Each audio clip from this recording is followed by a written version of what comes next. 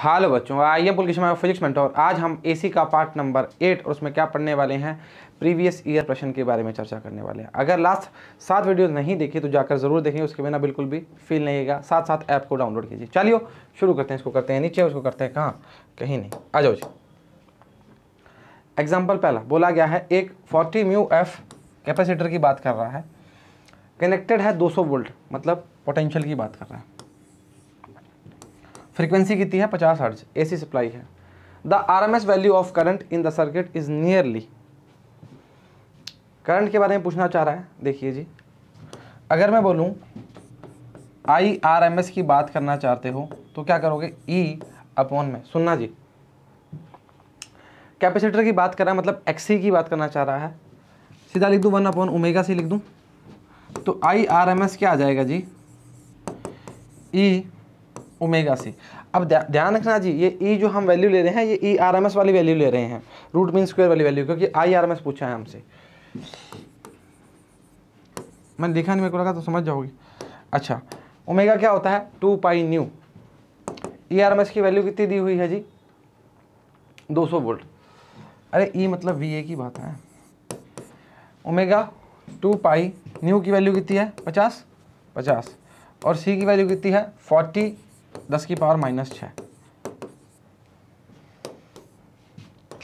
आई R M S जो आएगा आपका, वो आएगा 2.5 एम्पियर। ऑप्शन नंबर जी सी है। 2020 में आया हुआ लल्लू सा प्रश्न।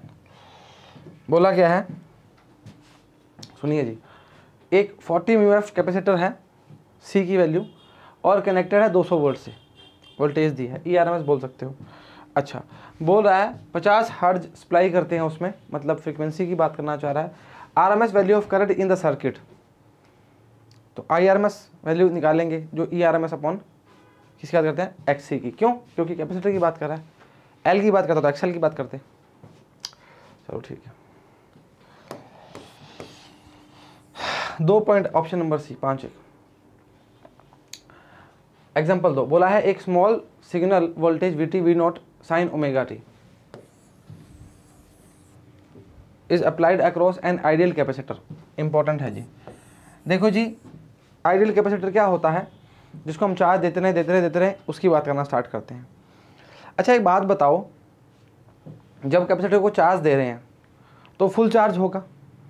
अब वो चार्ज जब देना स्टार्ट करेगा सर्किट के अंदर, तो उस चार्ज को क्या करेगा, स्पेंड करना स्टार्ट कर देगा। सही चर्चा है। ऑप्शन चेक करते हैं। Current I T in phase with voltage, नहीं जी, current I T leads voltage by 180 नहीं। कैपेसिटर का काम होता है चार्ज को इकट्ठा करना, उसके बाद चार्ज को देना स्टार्ट करना।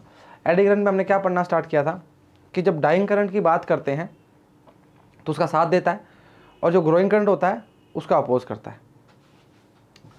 Current I T lakhs voltage, बिल्कुल लैग तो होगा ही नहीं, करंट इकट्ठा करेगा। जब करंट पूरा इकट्ठा हो जाएगा, चार्ज उस टाइम सर्किट के अंदर क्या होगा, करंट बिल्कुल नहीं होगा, क्योंकि कैपेसिटर का चार्ज होता है। एलसी में यही देखा था हमने। Over a full cycle the capacitor C does not consume any energy from the voltage source, बिल्कुल करेक्ट बोल रहा है। जितना वो लेगा, उसका स्पेंड करने में जो देगा वो उसको मेंटेन कर देगा। Option D, when ideal capacitor is connected with N AC voltage, ideal की बात चल रही है, current Leeds voltage bye 90 since energy stored in a capacitor during charge spent in maintaining charge on the capacitor during discharging की बात करेगा। जितना इकट्ठा हुआ उतना निकालने में काम करेगा। और full cycle capacitor does not consume any energy of the voltage source. Example 3 क्या बोल रहा है, एक सीरीज एलसीआर सर्किट कंटेनिंग क्या है, 5 हेनरी इंडक्टर जो है, ये भाई 80 है, 8 नहीं है, कैपेसिटर एंड 40 रजिस्टर है। मेरे को ध्यान है, 21 का क्वेश्चन ध्यान है मेरे को, तो बोलो, कोई नहीं, वो हो जाती है typing mistake. Connected to 230 volt variable frequency AC source, the angular frequency of the source at which power at the resonant angular frequency. भाई समझ, angular frequency of the source की बात कर रहा है, और वो भी कौन सा, power at resonant angular frequency. Resonant frequency क्या होती है, ओमेगा आर बराबर 1 अपॉन रूट में एलसी की बात करता है। सुनना मेरी बात, जो पावर ट्रांसमिटेड होगी वो एक हाफ साइकिल की बात करना स्टार्ट करेगा। बैंडविड्थ में भी पढ़ के आ चुके हैं हम ये बात। चलो ठीक है, वो 80 है। ओमेगा आर जो आएगा वो आएगा 1 अपॉन रूट में एल सी।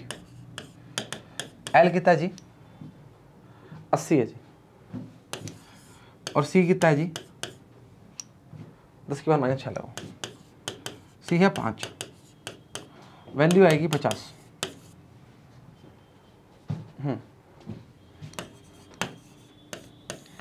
अब देखिए जी वही बात वाली वाली चर्चा कर रही है, जो पावर ट्रांसमिटेड होगा वो हाफ साइकिल के बराबर होगा।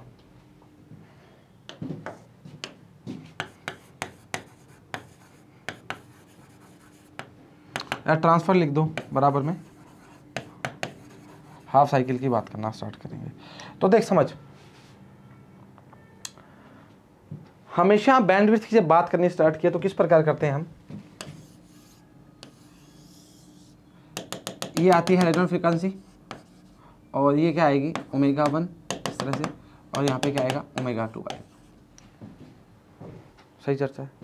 तो हम इसकी वैल्यू क्या थी, ω बराबर है ω2 माइनस ω1, तो हमें क्या निकालना है डेल्टा ओमेगा, तो आएगा R/2L की बात करेंगे, हाफ की बात कर रहे हैं। L की वैल्यू कितनी है जी 5, ये आएगा 4। सुनिए जी, आपके पास ऑप्शन देखो क्या क्या है, आपके पास दो टाइप की फ्रीक्वेंसी की बात करेगा, या तो ज़्यादा में या कम में। अरे भाई डेल्टा ओमेगा क्या होता था जी, ω2 माइनस ω1। अब इस फ्रीक्वेंसी के लिए हमें फॉर्म निकालनी है, डेल्टा ओमेगा की वैल्यू कितनी है 4। सही चर्चा है। अब या तो वैल्यू जो होगी 50 प्लस 4 होगी, मतलब रेंज ऑफ ओमेगा क्या होगी, या तो 50 प्लस 4 होगी या 50 माइनस 4 होगी। कहने का मतलब क्या है, रेंज ऑफ ओमेगा वो होगी 50 प्लस माइनस 4, या तो 54 की बात करेगा या 46 की बात करेगा।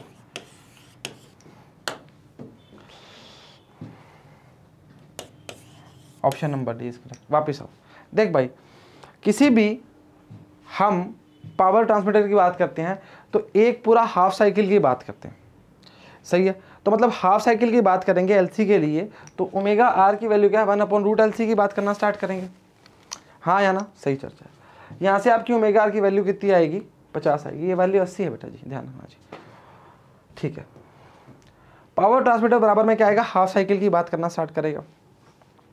डेल्टा ओमेगा हाफ साइकिल के क्या आएगा R/12, वैसे R/L की बात करेंगे, 40/2 × 5 × 4 वैल्यू आ जाएगी। अब उसकी रेंज जो होगी ओमेगा की या तो 50 प्लस 4 के बीच में होगी या 50 माइनस 4 के बीच में होगी, या तो 54 होगी या 46 होगी। ऑप्शन चेक करते हैं, डी ऑप्शन है, सॉरी डी ऑप्शन है।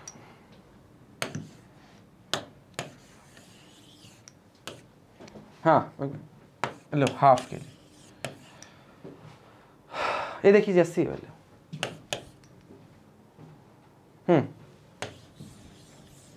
चेक कर सकते हैं, सही चर्चा है। चलो ठीक, ज़्यादा क्वेश्चन नहीं है, 6 ही क्वेश्चन है। एक इंडक्टर है जिसकी इंडक्टेंस L है, कैपेसिटेंस C है, रेजिस्टर की R है, कंडक्टर इन सीरीज है, AC सोर्स पोटेंशियल डिफरेंस कितना है V वोल्ट है, shown in figure. Potential difference LCR is 40 10 40। हाँ, the amplitude of current flowing through LCR series कितना है 10√2A। एम्पलीट्यूड ऑफ करंट दिया है भाई, IRMS वैल्यू कितनी आएगी इसकी 10 आएगी भाई। I की वैल्यू है, IRMS वैल्यू क्या होती है I0/√2, तो I0 की वैल्यू कितनी है 10√2, तो I की वैल्यू कितनी, IRMS वैल्यू कितनी होगी 10। The impedance of the circuit is 5 4√2 5/√2 4, 21 में है वो प्रश्न है, अभी वैल्यू बना के दी हुई।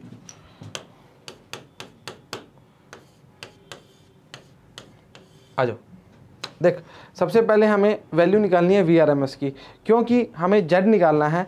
Z जो होता है VRMS/IRMS होता है। Z की वैल्यू क्या होती है VRMS/IRMS।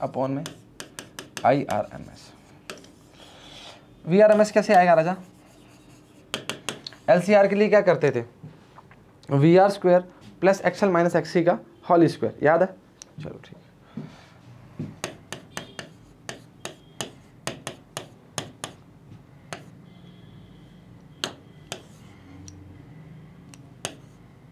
VL लिख दूं,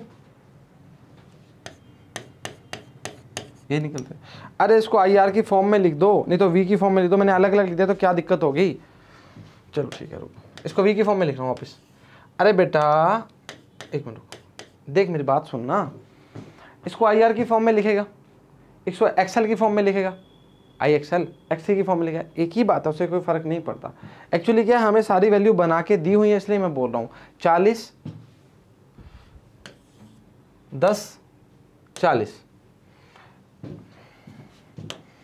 एल की वैल्यू कितनी है 40 है, आर की वैल्यू कितनी है 40 है, मतलब 40 का स्क्वायर प्लस 40 माइनस 10 30 का स्क्वायर, 1600 900 2500 50 आ जाएगा भाई।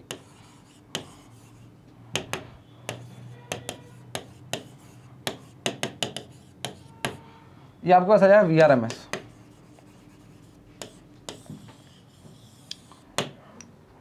आंसर 5 आ रहा है क्या इसका?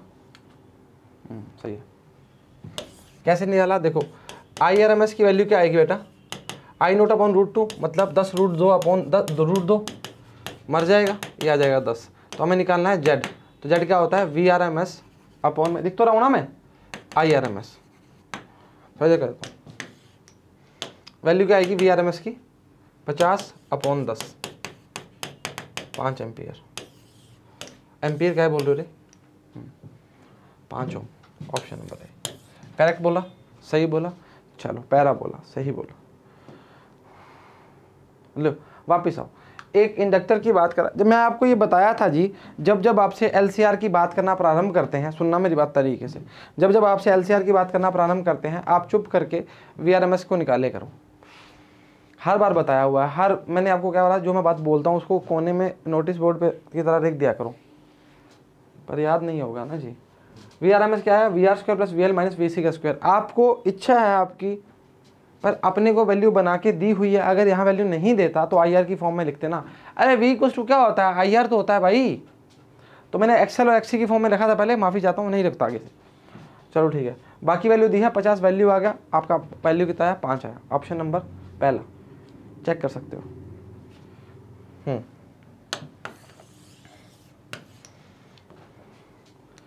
एग्जाम्पल 5 बोला है, एक series LCR circuit is connected to an AC source when L is the removed from the circuit. जब L को हटा दिया, मतलब इंडक्टर की बात कर रहा है, उसको हटा दिया, the phase difference between current and voltage is π/3। 10 π/3 बराबर में आ जाएगा, XL की बात करना स्टार्ट करेगा, सॉरी हाँ XC की बात करेगा, जब L हटाया तब XC की बात करेगा।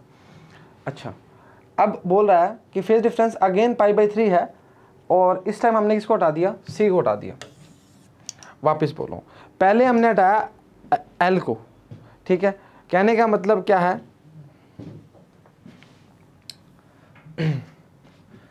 10 π/3 जब हटाते हैं किसको, पहले L को हटाए तो आएगा XC/R।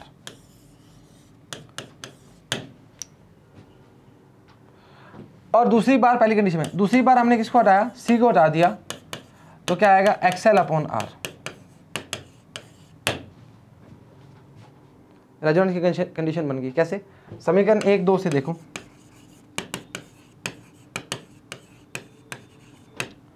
XC/R XL/R, अरे R भी तो पढ़ा है ना भाई, तो क्या आएगा XL